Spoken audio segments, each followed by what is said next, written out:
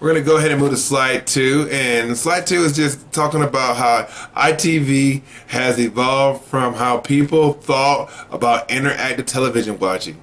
Early interaction was about a family gathering together and watching their favorite television show. And so for me, that was The Cosby Show that was on Thursday nights at 8 o'clock on NBC.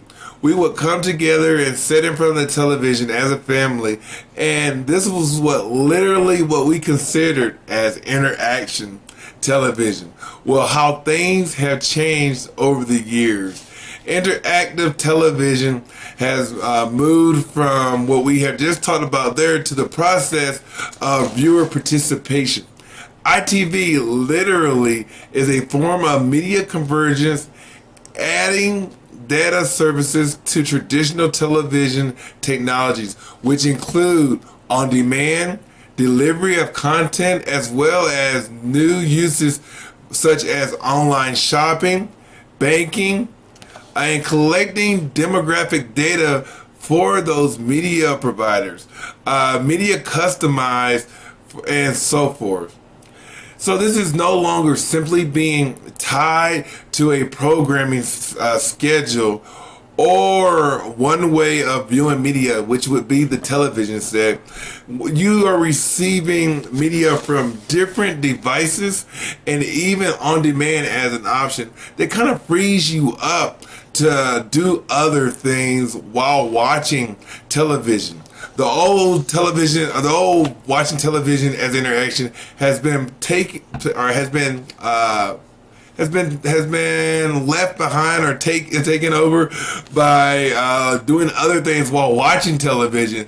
As you can see on the slide, there are many people who do other things while watching television now, and which provides them for being multitaskers. It can be internet, it can be on their smartphone, it could even be reading a book.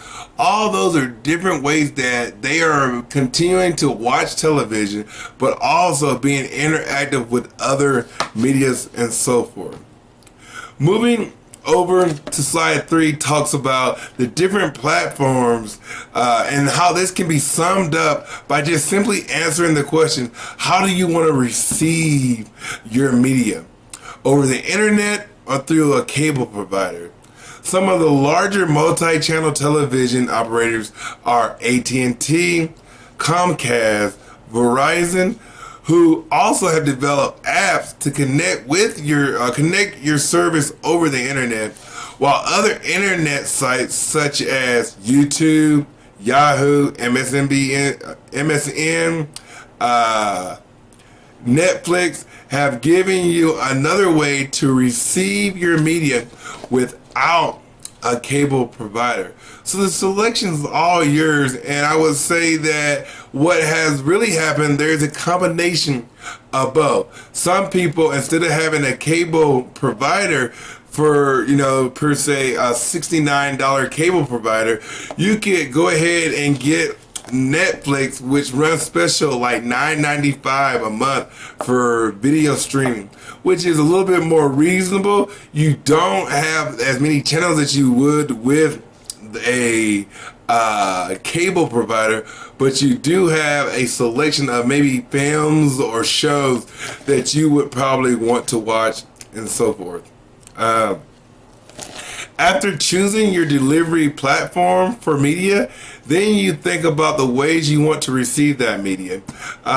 It was once all about the television, seen with a box on top of it, and that's how you received most of your media. But now we receive media through laptops, through tablets, through smartphones. There are a variety of ways, and what's amazing about these different ways that the availability for this content is always constant. You can always go to your internet. You can always go to, on a smartphone, you can always go to YouTube. You'll always be connected to the way that you would like to receive that media. Moving over to slide 4. This is the early formation of the ITV, and it had its fair share of failures. until it finally was established as a relevant new technology. First, if you want to talk about subscription TV or STV, they came about in the 1960s, but was not able to find a lot of interest within the LA or San Francisco area. Then in 1977, the year that I was born, Cube Television, offered by Warner Cable, also faltered also along with Full Service Network in 1977 also faltered. There are also names like MSN who failed with their launch of web TV, which died out just after 3 years. And so as you see, all these American-based companies were not having any luck with breaking the interactive television penetration. There was a lot of failure within the U.S., but in the European markets, we had a lot of businesses that were flourishing. For lack of a better word, you had people like B Sky B, British's #1 satellite television provider, who had already, had 9 million subscribers and were continuing to build on it, while the United States and 2000 with the web TV, it was fizzling out with under 1 million subscribers. So really, the United States had to play a little catch up with their European colleagues and learning how to do market penetration from their overseas competition. It's always good to learn from those who are doing things before you and have already penetrated the market. And so the U.S. really had to take its cues from what was being done in the European markets and what Britain was doing with the ITV market.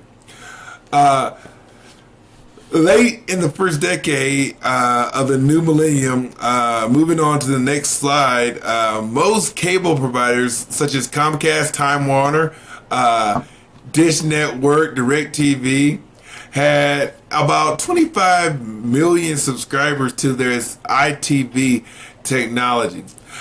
Digital television services has started to explode in the United States from 16% in 2006 to 28% in 2009, with predictions to nearly 75% by the end of this year, which is 2014. One problem with this jump that providers were scrambling to solve was, hey, how do we come up with a media buying plan with all this new ITV or interactive television? Traditionally, television networks circulated content proposals for media buyers a year or more in advance. But now with newer video forms, the media buyers have little lead time to research the audience interest with certain media. Another obstacle with the ITV usage is consumer-generated content, or content that people develop the non-traditional way, which didn't really have or could with or without RSS, which are real simple syndication, podcasts or newsletters. Many advertisers are looking for ways to capitalize on GSS, which want to grab the same marketing dollars that these traditionally media providers have been providing or been trying to address. So that was another option. With the jump in ITV, CGC, or consumer generated content, there remain to be concerned about how to measure the media consumption. Nielsen Company, who had for many years adhered to their clients' demand to follow the video, but even to this day they have no comprehensive plan to do so. Other media measurement companies like integrated media measurements propose using cellular phones adapted to measure a consumer's media exposure by sampling nearby sound. Really, what it comes down to, there's still no way. Nobody has broken the golden egg on how to really measure the media intake of this society. There's no clear winner in the race for measuring the media consumption and how to develop a plan on moving forward with that. This is a territory that is being watched to see who will emerge with a way to measure the amount of media being consumed by our society. Moving on over to slide 6, I want to talk about the future trends and concerns about ITV, and really these are going to come to you and you're going to be like, I can see why these are concerns, because there's something that we probably hear about quite often in the news, even in the media that we do watch and we do have access to. And the first one would be digital rights or piracy. Are concerns that we have about copyrighted material. This is described that the human rights that allows individuals to access, use, create, and publish media or digital media, or to access and use computers, other electronic devices, or communication networks. This is particularly related to the protection and realization of existing rights, such as the right to privacy and freedom of expression, in the context of new digital technology, especially the internet. This is mostly dealing with if someone creates something digitally and they have it copyrighted, they want to be credited for their uses for it and even paid. And so this is really with intellectual property, this is a huge hot button right now. And so these are things that are always being talked about as this technology continues to emerge. The next one is social TV, a new trend, which is a union of television and social media. Millions of people now share their TV experience with other viewers on social media such as Twitter, and Facebook, using smartphones and tablets. The result is a massive and rapid expanding real-time focus group and promotional force. The social TV market covers the technologies that support communication and social interaction around TV, as well as companies that study television-related social behaviors and measures social media activities tied to a specific television broadcast. The new market is also seeing numerous tie-ups between broadcasters and social network players such as Twitter and Facebook. They're expecting this market alone, and this is why it's so important, talking about the profitability of new technologies, is that this market is expected to be worth $256 billion by the end of the year 2017. And so this is why it is a hot button trend or concern. When we talk about moving over to slide 7, and all the content delivered upon options are now up for grabs and will be the catalyst for new business models to capitalize for this need. And competition for both viewers and advertising dollars in competition for both viewers and advertiser dollars will be the likes of downloadable services such as iTunes, Google, Yahoo, TV network websites offering videos such as Netflix, Amazon Prime, Hulu, YouTube are all out for the mighty dollar and are trying to find ways in which they can receive funds from these new technologies. We also talk about the generational shift.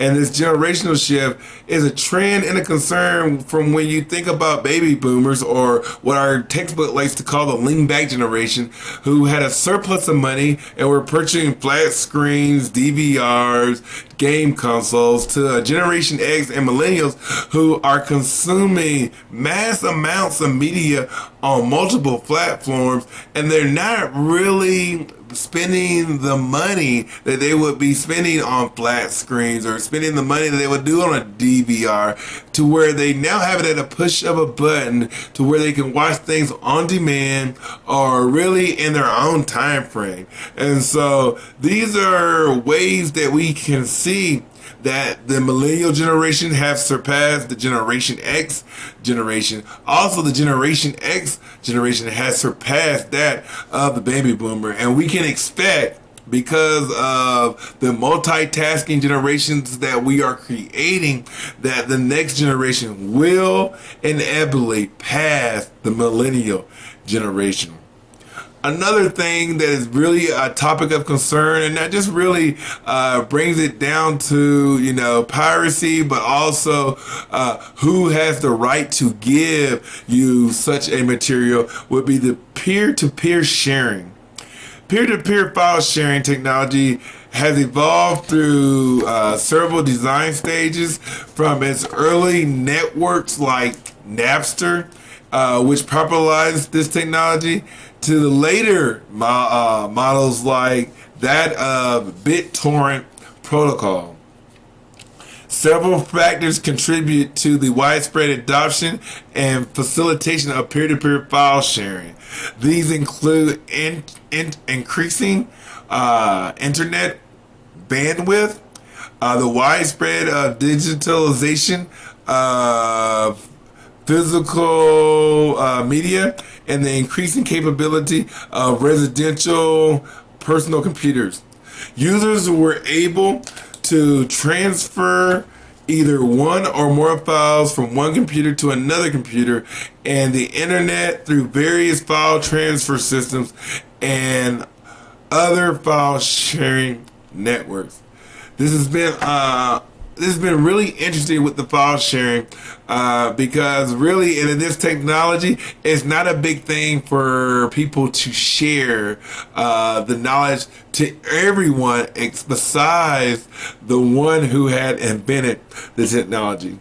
So as I talk about these vastly different media as business models, it brings me to my question, which I didn't spend a lot of time discussing in the chapter, but I do really want to bring one point about what really is being debated is who should bear the cost for this media.